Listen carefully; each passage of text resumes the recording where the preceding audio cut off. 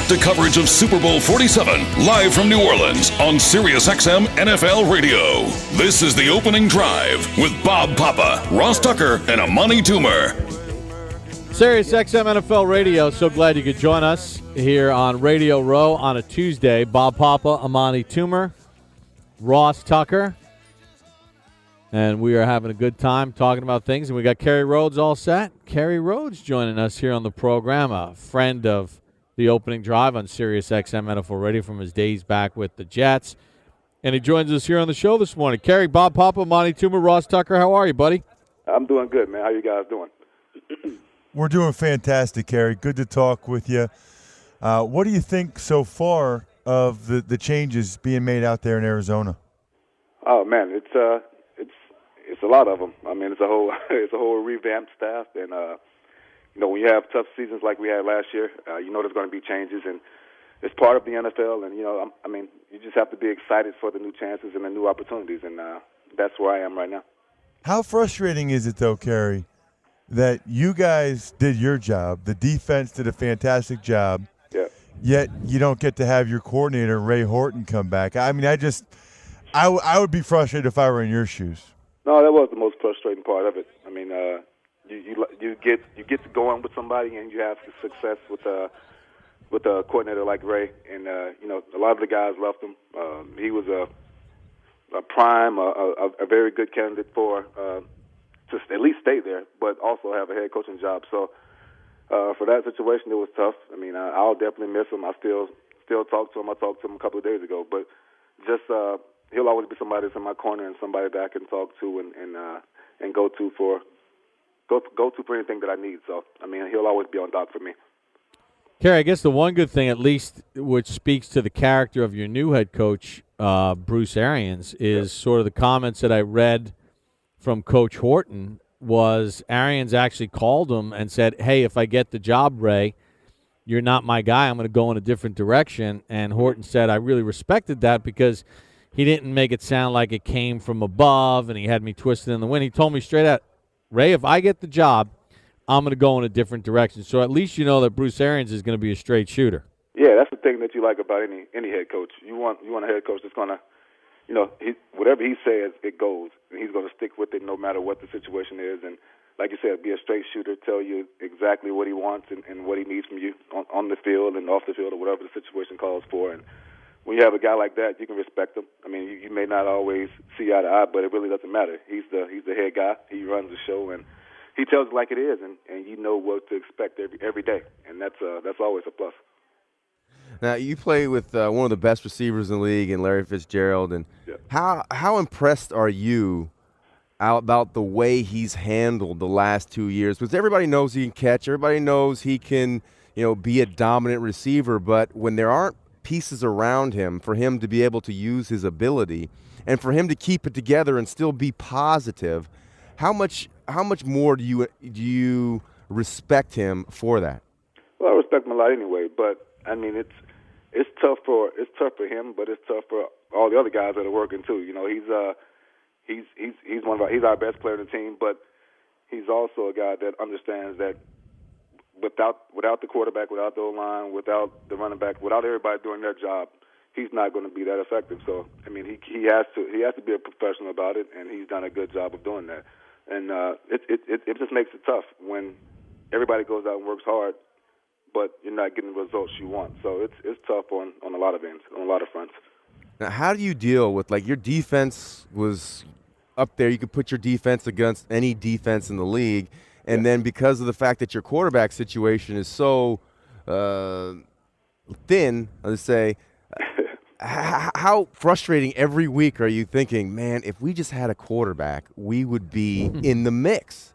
Yeah, at the end of the season, it got to the point where it was just mentally draining. It really was. It was. We came out, fought hard every game. I mean, you can't say that. You can't say there was a lack of effort on anybody's part. But just not to be able to have a consistent offense and get the job done for us as a defense, as we came out and played, it was tough. I mean, it was a couple of games I can point to where, if we had some solid play on offense and just was consistent, we'd have won those games. And maybe the season was a different outcome. Well, I won't even say maybe. It would be a different outcome. It would be because the way we played on the defensive side of the ball. So it was tough, and like I said, as the season grew on and the losses kept piling on, it got more and more tough.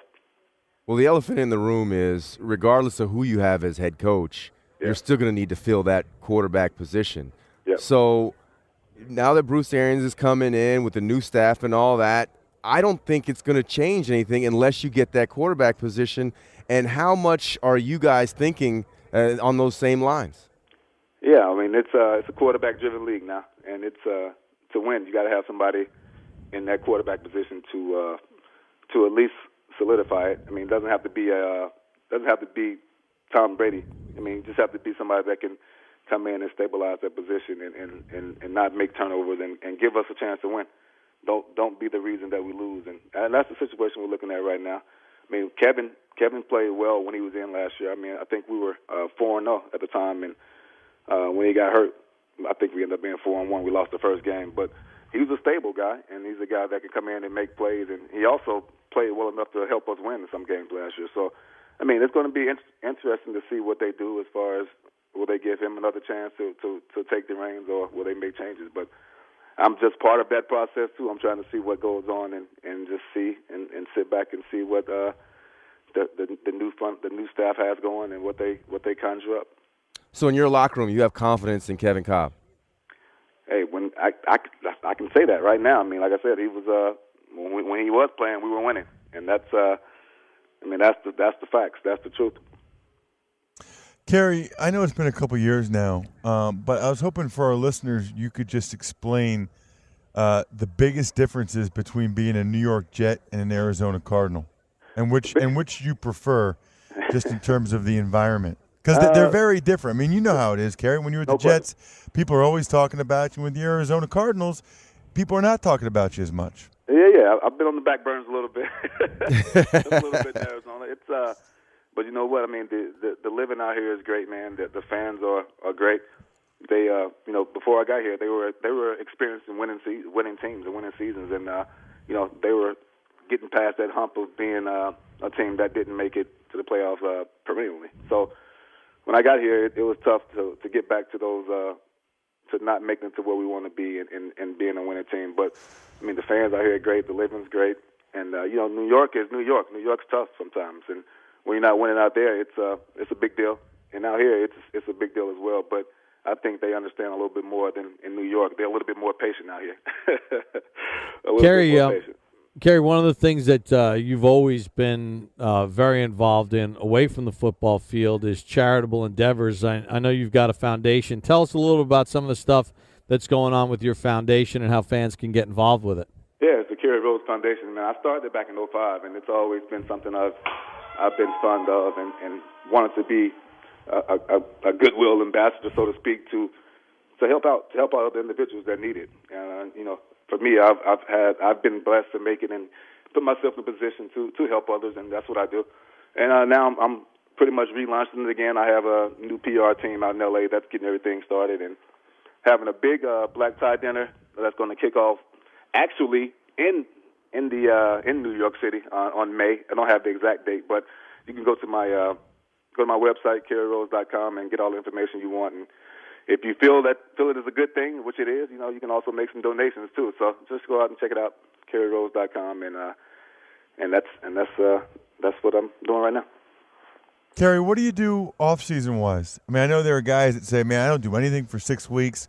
Then there are guys like, "Oh, I worked out the Monday after the season ended," and then there's everything in between.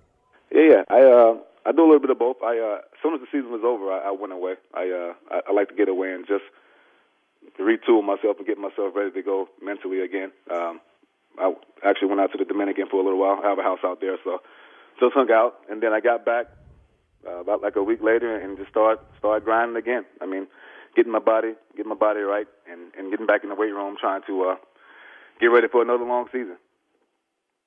Kerry, what's the Twitter handle? At Kerry Rhodes? No, it's Kerry25 Rhodes. The old one at Kerry Rhodes was I had over like 500,000 followers, and I actually got away from it and deactivated the account. But now I'm getting back on and starting to get that back going again. So it's Kerry25 Rhodes. All right, good stuff. The Foundation's got good things working. Always good catching up with you, buddy, and enjoy the offseason and the Foundation. We look forward to seeing you do good things on the field next year. No question. Thanks for having me, you guys. You got it. Kerry Rhodes of the Arizona Cardinals joining us here on the program, SiriusXM NFL Radio. Time for the 2-minute drill.